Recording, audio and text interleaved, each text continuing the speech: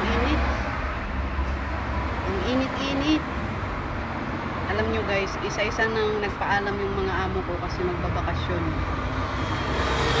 Nakakalungkot kasi pag magbakasyon sila wala din ang trabaho. Pero blessed naman din kasi yung iba kong amo, bayad naman yung ano ko, bayad naman yung mga araw na wala sila. Kaso lang nakakalungkot kasi sanay ako na kompleto lagi yung mga trabaho ko tapos sinasahod ko. Pero ganun pa man, kailangan tanggapin kasi trabahador lang naman tayo. Itong trabaho ko ngayon, nagpaalam na sila na next week, 2 weeks silang mawawala. Kaya hindi ako pupunta sa bahay nila. Tapos yung isa, yung Lebanese, 1 month silang mawawala. Kaya 1 month ko din. Pero bayad ako doon. Yun namang isa kong British. 1 month din silang mawawala pero bayad pa din ako.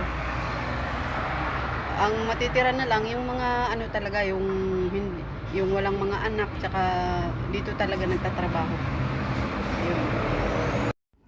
Manguha tayo ng plums guys. Ayan oh.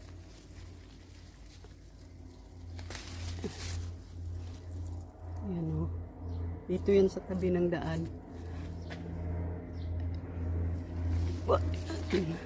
Ay, di ko maabot. Ayan ang mga plums.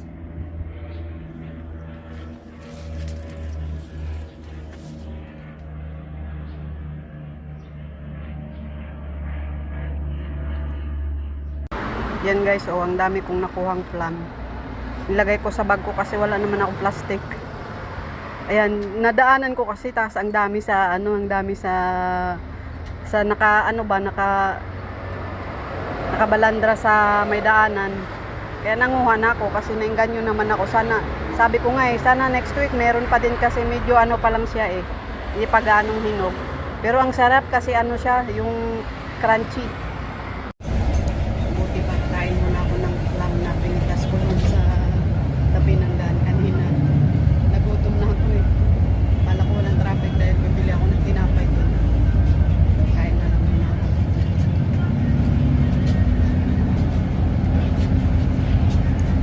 Sarap. Crunchy siya. Pag meron pa yun, pagbalik ko, manguha pa din ako. Ayan.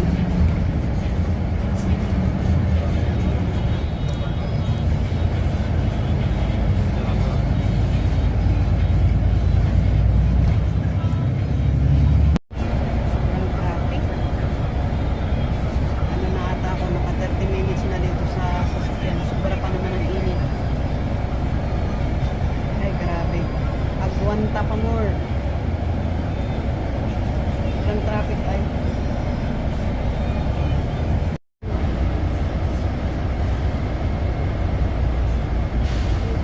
Sobrang traffic guys. Ano, hindi umuusad yung sasakyan.